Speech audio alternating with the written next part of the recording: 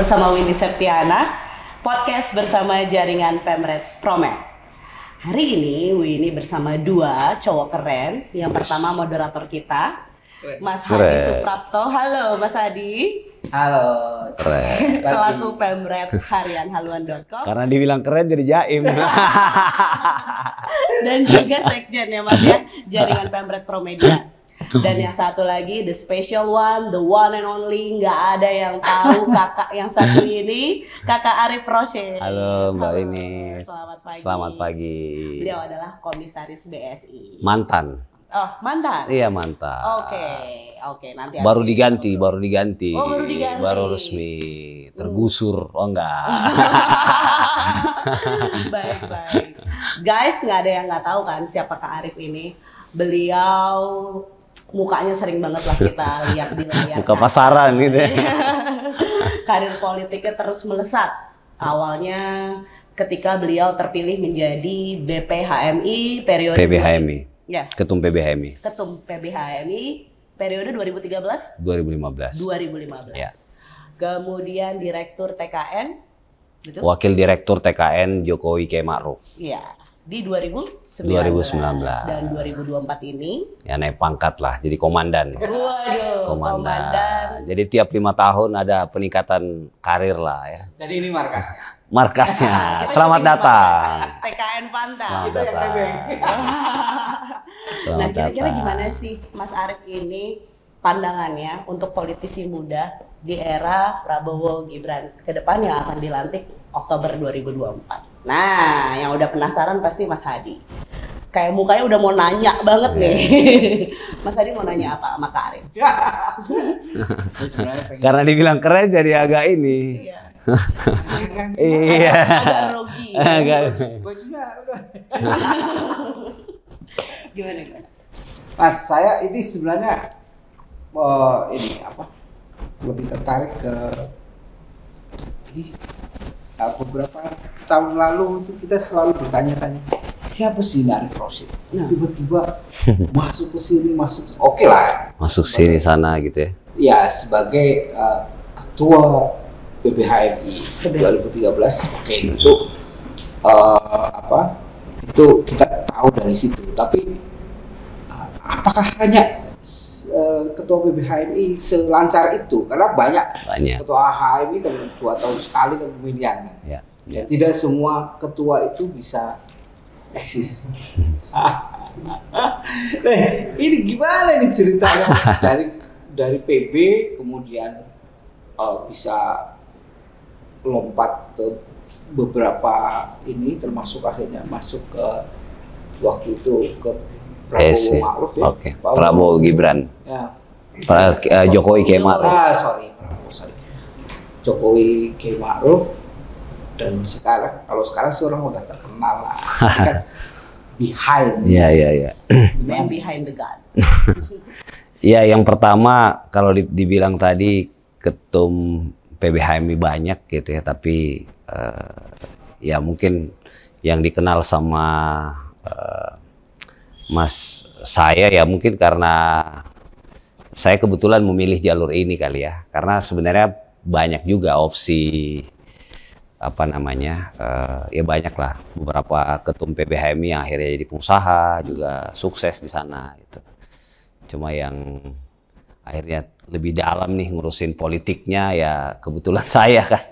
Jadi ya artinya itulah bahwa semua orang punya pilihan hidup masing-masing dan mereka semua ya kita doain lah bisa sukses ya di tempat yang lain. Nah, khusus buat saya secara pribadi ya, saya sebenarnya dari dulu senangnya itu dibilang jadi ikan hidup ya, ikan hidup. Bedanya ikan hidup sama ikan mati itu kan kalau ikan hidup dia akan selalu melawan arus ya.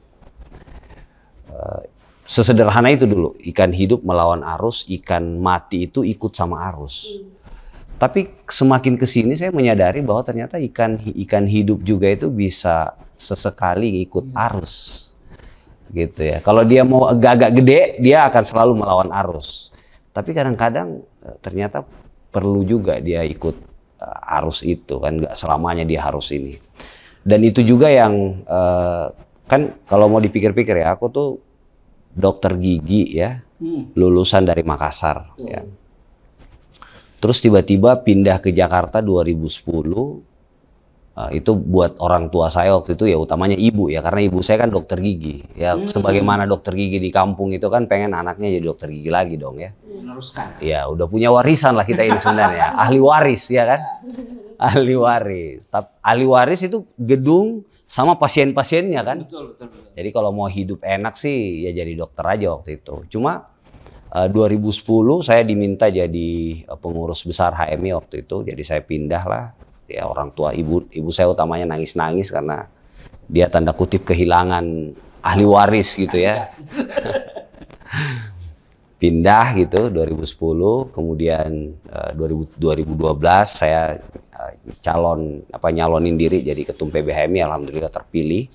Di kongres yang tidak juga mudah karena kongres waktu itu saya lawan incumbent, situasi HMI-nya waktu itu pecah 3. Jadi kandidatnya banyak ya. Kongresnya 1 bulan, 30-an hari, berlangsung di 3 tempat. Tempat pertama di pembukaannya 4 ya, pembukaannya di Borobudur, sidang-sidangnya di asrama haji yang bakar-bakar asrama haji itu, kemudian pindah ke Geraha Insan Cita di Depok, terakhir di gedung di Ragunan. Kalau nggak selesai di Ragunan pindah ke kebun binatang. Karena 4 kali gitu. Jadi kemudian setelah itu saya kuliah S2, saya kebijakan kesehatan S3. Jadi sebenarnya kalau pendidikan ya saya kesehatan. Gitu. Tapi akhirnya ditugasin jadi wakil direktur TKN waktu itu sama Bang Bahlil gitu, sama Pak Erik, sama Bang Rosan. Kemudian setelah itu setelah selesai diminta jadi komisaris di Bank Syariah, kan sama sekali dunia yang berbeda kan. Jadi diminta lah saya ikut tes 3 kali, manajemen resiko 2 kali, tes syariah 1 kali, sama fit and proper test di OJK. Alhamdulillah agak botak juga belajarnya, tapi alhamdulillah lulus juga. Gitu. Bisa jadi ini juga ya, ekonom. Ya waktu itu saya perlu juga belajar dan saya banyak tulisan saya juga akhirnya tentang ekonomi dan keuangan ya, lebih spesifik tentang syariah. Dan saya dianugerahi waktu itu 2 tahun saya jadi komisaris di Bank Syariah. Saya akhirnya dianugerahi tokoh penggerak ekonomi syariah oleh Bank Indonesia. Waktu itu di pertemuan tahunannya BI. Jadi alhamdulillah lah. Jadi setiap dikasih amanah kita bisa menjalankan dengan baik dan juga tidak malu-maluin lah gitu. Dan makanya tadi ditanya seperti apa ya, mungkin karena ya kita buat yang terbaik lah. Dan dulu kan guru SD kita selalu bilang rajin belajar dan rajin menabung. Jadi alhamdulillah lah. Nggak rajin berorganisasi. Belajar. Ya belajar di organisasi. Oke, apa itu yang diartikan sebagai hijrah? Saya baca ada satu hadis menarik ini di ARH. Kayak beliau ini pengen hijrah dari seorang dokter menjadi aktivis. Apa ini yang dimaksud? Iya kan, hijrah itu kan selalu ditandai dari berpindah dari keadaan yang baik ke sesuatu yang lebih baik, dari yang buruk ke baik gitu. Jadi selalu ke sesuatu yang lebih baik lah ya. Termasuk waktu saya pindah dari Makassar ke Jakarta ini kan hijrah juga kan. Jadi saya tinggalkan, mungkin kalau anak zaman now sekarang bilang keluar dari zona nyaman. Ya. Yeah. Karena zona nyaman itu mematikan. Ya, dulu saya belajar itu teori kodok dalam apa itu? Dalam wajan itu kan, ya kan, diam tiba-tiba dinaikin suhu, matilah dia tiba-tiba. Itu yang mematikan. Dan ngomong-ngomong hijrah, ini sebenarnya pakai peci udah lama ya. Jadi ini dulu aja nih ya. Ya. Mas Adi kenapa fokusnya ke peci sih? Ini ada sesuatu yang unik. Okay. Anak muda mau kemana-mana pakai peci itu nggak gampang loh. Iya. Istri saya itu pernah ketemu beliau. Istri ya? Di Grand Indonesia. Dia bilang, ayah tadi saya ketemu Bang Arif Rusdi. Dia pakai peci Oke. Di mall. di mall. Lagi nganterin anak. Nggak bawa proposal biasanya. Saya nggak tahu. Nggak, biasanya kan orang pakai peci itu Identik. identik ya. Makanya pakai Bawa biru proposal. langit. Pakai Pakainya baju biru biru langit. Oh. Oh, oke gas. Iya. Dan itu menjelang pemilu ya. Ya. Menjelang pemilu dan beliau ini masih mau nganterin anaknya Aha. main Di playground gitu. di playground. Oke. Dan ikut naik kalau nggak salah. Bener Oh, nggak? iya, nah. Bener nggak? Ya, kalau ada waktu saya selalu bareng anak sih. Ya. Membagi waktu ya. Dan itu waktu itu istri saya pengen foto tapi katanya malu. Nantilah saya main ke rumahnya beliau berarti ya. Atau suaminya dulu lah. Iya. Nanti tunjukin ke istrinya. akhirnya merembet kemana-mana. Itu loh yang sudah sukses saja masih mikirin anaknya, nganter anak.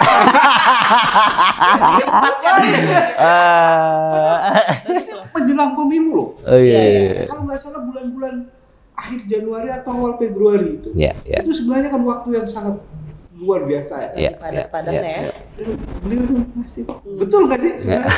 Betul. Apa jangan-jangan salah?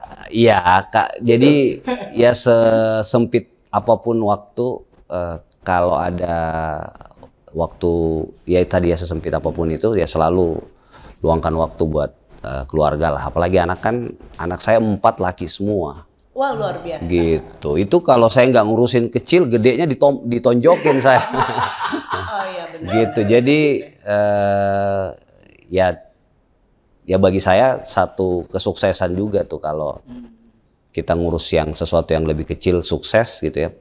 Ya mudah-mudahan sesuatu yang lebih besarnya bisa lebih sukses. Amin. Gitu. Makanya kan keluarga ini kan miniatur sesuatu yang besar itu ya. Jadi ya saya sebisa mungkin ada waktu luang, sejam 2 jam, kadang-kadang janjiannya di mall gitu ya. Janjian di mall atau misalnya saya ada meeting ketemu orang di mall, lagi cari suara nih di mall gitu kan. Nah, ada waktu-waktu jeda 1-2 jam aku minta istri ajak anak-anak. Gitu. Aku tahu fokusnya sih. Cari suara di mall. Iya kan biasanya kan ketemu orang, iya dia pas lagi orang partai atau relawan yang mau pindah waktu itu kan. Oke. Iya kan. Mau pindah ke 02, 01, 03 kan kadang-kadang kita mesti menyesuaikan kan. Iya. Bang di mana? Di mall. Ini. Oh ya udah saya datang. Nah, makanya ada beberapa yang akhirnya pindah kan dukungan di sini. Ya. Nah, mungkin itu lobbynya di mall. Gitu. Sorry. Suasana dingin ya kan. Makan enak. Pecinya nih. Oh, peci.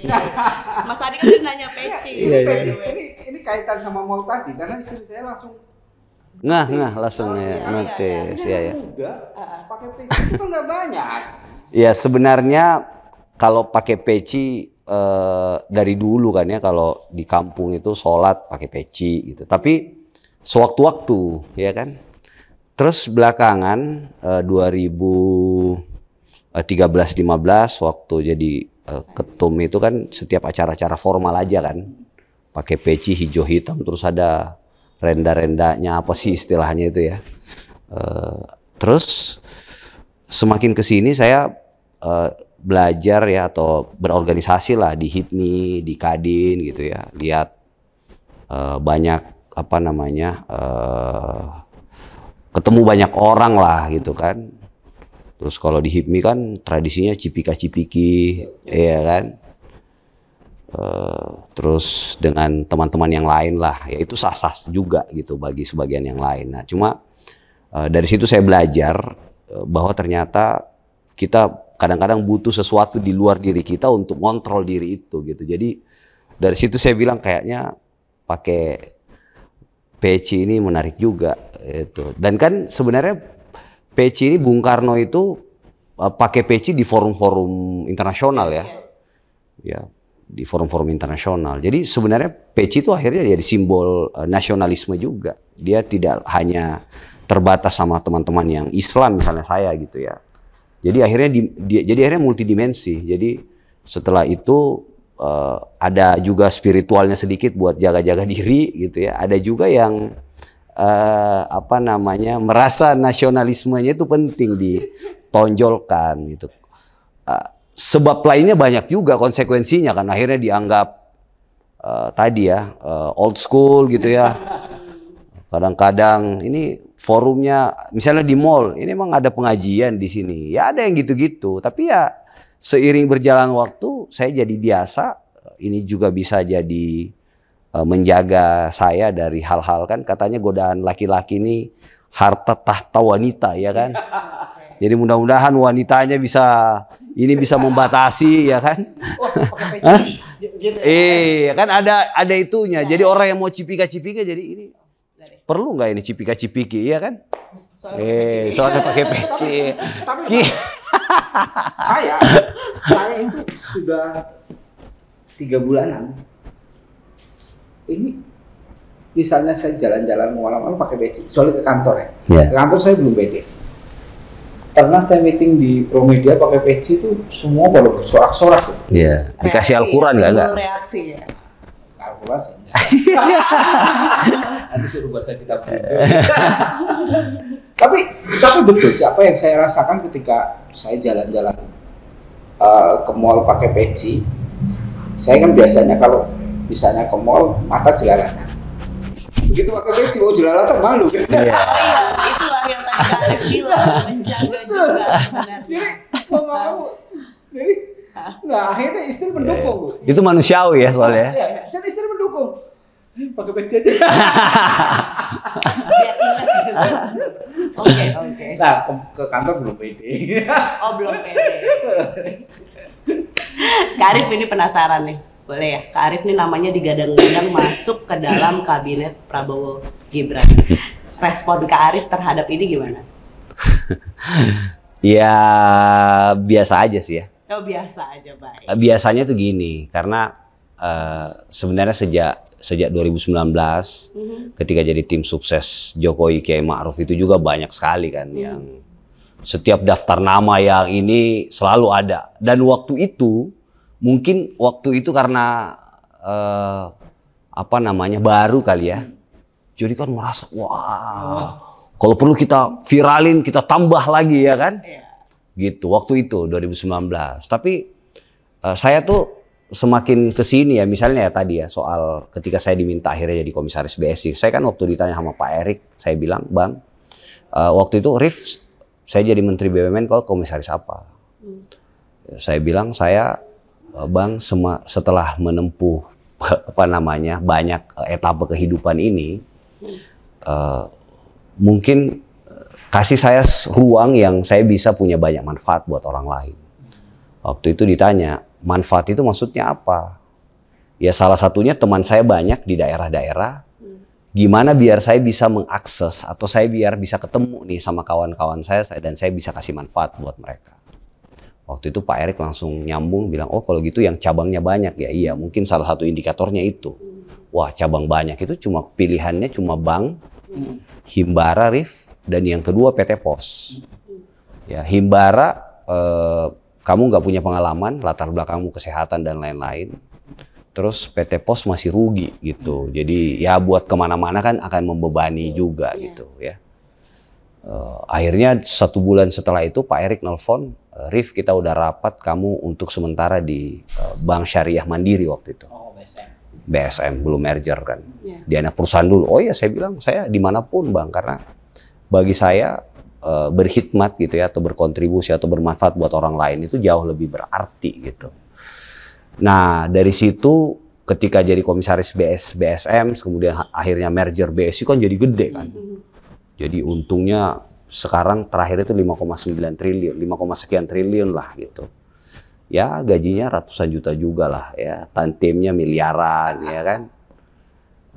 Kemudian akhirnya saya mundur jadi, itu kan juga karena ya jadi tanggung jawab saya juga kan untuk melanjutkan apa yang sudah diletakkan oleh Pak Jokowi dan pengen memenangkan Pak Prabowo dan Mas Gibran ya. Karena Pak Prabowo figur yang saya kira orang senior yang memberi ruang buat anak muda itu ada tapi tidak banyak di Indonesia ini, dan figur anak mudanya Mas Gibran ini sesuatu yang saya perjuangkan sejak 14 tahun yang lalu lah. bagaimana mendorong bonus demografi dan pembangunan kepemudaan. Nah, dari perjalanan demi perjalanan itu, saya akhirnya tidak lagi punya banyak ekspektasi ya.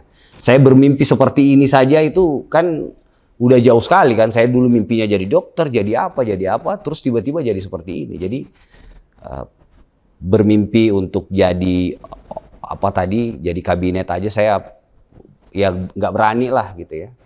Ya makanya saya lakukan semuanya dengan baik saja, nothing tulus, segala macam ya biar urusan itu ya urusannya Pak Prabowo dan Mas Gibran lah. Saya juga nggak mau menjadikan diri saya beban gitu ya, atau jadikan diri saya juga ini beban pikiran juga, saya nggak mau. Sakit ntar kita ya kan, mimpinya ketinggian terus tiba-tiba ini. Jadi ya makanya tadi akhirnya ya kadang-kadang jadi ikan hidup yang ikut arus. Gitu. Yang penting sudah mengantarkan. Ya kan, dan alhamdulillah ya Pak Prabowo kan di salah satu media internasional bilang kan, setelah 3 kali berproses akhirnya menang karena kontribusi besar dari suara orang muda gitu. Jadi ya itu sebuah kebahagiaan lah buat kami yang kemarin ikut bantu gitu. Dan setelah ini menang, harapan dari seorang Arief Rashid untuk pemerintahan ke depan seperti apa sih? Sebagai wakil anak-anak muda. Ya. Nah, ini menarik. Seperti yang saya sampaikan tadi ya, saya berjuang ini sejak 14 tahun yang lalu ya. Jadi waktu itu saya mulai bicara tentang bonus demografi dan pembangunan kepemudaan itu sejak awal pindah ke Jakarta gitu. Ketemu dengan satu instansi ke instansi yang lain.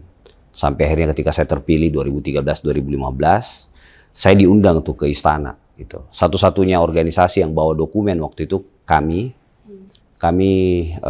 nyodorin waktu itu bagaimana agar kebijakan pembangunan kepemudaan itu bisa lintas sektor. Jadi selama ini kan orang mikirnya urusan pemuda ini cuma urusan Kementerian Pemuda dan Olahraga. Padahal urusan pemuda ini lintas sektor karena jumlahnya sedemikian besar kan. 56 sekian persen lah gitu kalau kita mau tarik milenial ke bawah ya. Nah artinya apa? Mendekati orang muda ini tidak lagi menjadi beban satu pihak di Kementerian Pemuda dan Olahraga misalnya atau di Dinas Pemuda dan Olahraga, tapi ini harus menjadi tanggung jawab bersama nih. Karena jumlah semakin besar kalau tidak kita kanalisasi, itulah bonus demografi itu akan menjadi the window of disaster kan. Dia tidak menjadi the window of opportunity. Makanya ketika Pak Prabowo menggandeng Mas Gibran gitu ya, Raka Buming Raka, bagi saya ini adalah kesempatan untuk memperluas ruang buat orang-orang muda ini bisa berkontribusi buat bangsa dan negaranya. Karena tadi 50% sudah sedemikian banyak jumlahnya, kalau tidak ada representasinya, maka kebijakan-kebijakan itu juga tidak akan bisa berpihak tanda kutip kepada orang muda. Jadi sekarang yang kita dorong adalah bagaimana kepemimpinan Pak Prabowo dan Mas Gibran ini yang didukung oleh sedemikian besar orang muda, itu juga harus kebijakannya berpihak kepada orang-orang muda. Keberpihakan itu tidak mungkin ada kalau nggak ada perwakilannya atau representasinya. Makanya saya sesederhana berpikir ya, kalau presidennya 50% senior, 50% wakil presidennya orang muda, maka ke bawah-bawahnya ya syukur-syukur kalau bisa nyampe 50% juga. Misalnya kepala daerah yang paling dekat ini. Kalau nggak wali kota, gubernur, dan bupatinya muda, ya minimal wakil-wakilnya muda. Gitu. Nice. Duta besarnya misalnya yang senior-senior, minimal nanti wakil-wakilnya juga muda. Atau bahkan duta besarnya dipilih. Nah, dari situ, dari kita dorong kebijakan itu, akhirnya jadilah peraturan presiden tahun 66 tahun 2017 tentang koordinasi lintas strategis kepemudaan. Kemudian 2019, kalau kita masih ingat, ketika Pak Jokowi melantik Mas Nadiem Makarim kan ada harapan buat orang muda. Setelah itu Mas Dito Aryo Tejo, wakil menterinya ada Mbak Anggela, ada Jerry Sambuaga ya. Setelah itu kan staf khusus presiden milenial misalnya. Saya di BUMN Pak Erick Thohir itu concern betul ya, 10% alokasi buat direktur komisaris buat anak muda. Jadi sekarang ini mindset elit kita sudah menuju ke sana. Nah kita pengen memperluas lagi, menambah lah kuota itu gitu. Apalagi kan tadi kontribusinya besar. Gitu. Jadi ya mudah-mudahan kepemimpinan Prabowo Mas Gibran ini, kalau dulu Pak SBY kan pro pur, pro growth dan apa tuh? Nah, ini mudah-mudahan ada pro youth ya. Jadi kepemimpinan atau pemerintahan yang berpihak kepada orang muda. Nah ini anak-anak muda, terutama untuk yang kuliah, itu menurut Bang ARH, apa sih yang harus dilakukan supaya bisa ikut memanfaatkan bonus demografi itu? Karena selama ini kan kalau kita lihat ya tidak sedikit juga orang-orang yang hanya leha-leha scroll TikTok berjam-jam, mager. Ya betul. Nah ini seperti apa nanti kira-kira anak-anak muda yang bisa? Ya, jadi memang kalau kita lihat di survei Kompas terakhir itu kan dari tahun sebelumnya 22% lulusan kuliah dan SMK itu bisa diterima ke lapangan kerja, ini cuma 22% loh. Jadi dari 100 orang yang lulus, cuma 22 orang yang diterima kerja. Nah ternyata tahun kemarin 2022-2023 itu tinggal 13% loh. Ya, turun ya. Gitu, semakin turun. Jadi artinya apa? Memang jumlah besar kalau tidak berhasil kita maintain ini akan menjadi tadi the window of disaster. Kita nggak akan dapat peluang bonus demografi sebagaimana momentum ya yang datang sekali dalam seumur hidup bangsa ini. Sehingga menurut saya anak-anak muda yang pertama ya tentu harus belajar dimanapun dia berada ya. Kan dulu kita diajarin tuh semua sekolah, semua tempat adalah sekolah, semua orang adalah guru ya. Jadi belajar dimanapun, oleh siapapun, kapanpun gitu ya, dengan beragam. Tentu belajar itu mengambil kebaikannya dan meninggalkan keburukannya ya. Banyak juga orang yang belajar semua ditelan mentah-mentah ya. Jadi baik buruknya semua ditelan gitu, nggak boleh juga. Kita harus pandai memilah. Yang kedua, saya kira yang paling penting juga adalah bagaimana membuka atau memperluas jaringan seluas-luasnya. Karena saya di titik ini merasa betul bahwa jaringan itu segalanya. Makanya waktu begitu hijrah ke Jakarta, saya punya satu catatan yang tidak pernah saya lupa bahwa saya harus ketemu 10-15 orang berbeda setiap hari. Jadi bayangkan Jakarta yang macet ini, waktu itu belum ada Gojek gitu ya, harus ketemu 10-15 orang tiap hari. Gitu. Itu di things to do list gitu? Betul. Wow. Jadi itu, jadi ketemu segala macam. Nah ada jaringan. Akhirnya setelah membuka jaringan, yang terakhir mungkin yang penting juga buat anak-anak muda itu kita harus selalu menanam kebaikan sebanyak-banyak dan seluas-luasnya. Karena menanam kebaikan ini kita juga yang pasti akan menuai itu. Nice. Gitu. Jadi ya menurutku 3 hal itu ya. Jadi belajar, yang kedua memperluas silaturahim ya atau membuka jaringan. Yang ketiga ya kita perlu menanam semakin banyak kebaikan. Karena seperti saya ini, akhirnya saya lamar kerja itu nggak pernah pakai ijazah kan. Bahkan dilamar gitu. Mau ini, mau itu. Setelah saya selesai kemarin mundur jadi komisaris kan, tawaran itu datang lagi. Tawaran dari sini, dari sana. Jadi cukup dari namanya. Bukan ya dari apa? Bukan dari klinik kan? Ah itu kalau itu lain lagi tuh usaha. Jadi orang hampir tiap hari datang ke sini pengen kerjasama usaha sama kita. Jadi ya alhamdulillah lah. Wow, luar biasa. Sebagai kaum muda nih, padahal udah gak muda itu lagi. sebenarnya catatan terakhir itu yang paling menarik. Iya. Karena betul anak-anak muda sekarang ini kadang-kadang kurang Agak khawatir gitu ya. Kalau saya berbuat baik nanti dampaknya buat orang lain. Padahal nggak ada itu. Kita yang nanam, kita yang tua. Overthinking sendiri sih mereka biasa. Overthinking. Gensi banget ini.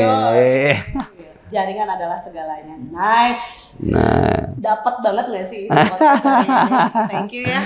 Daging. Mudah-mudahan daging semua. Ya tulang dikit ada lah, biar jadi konro. Oke, Mas Adi.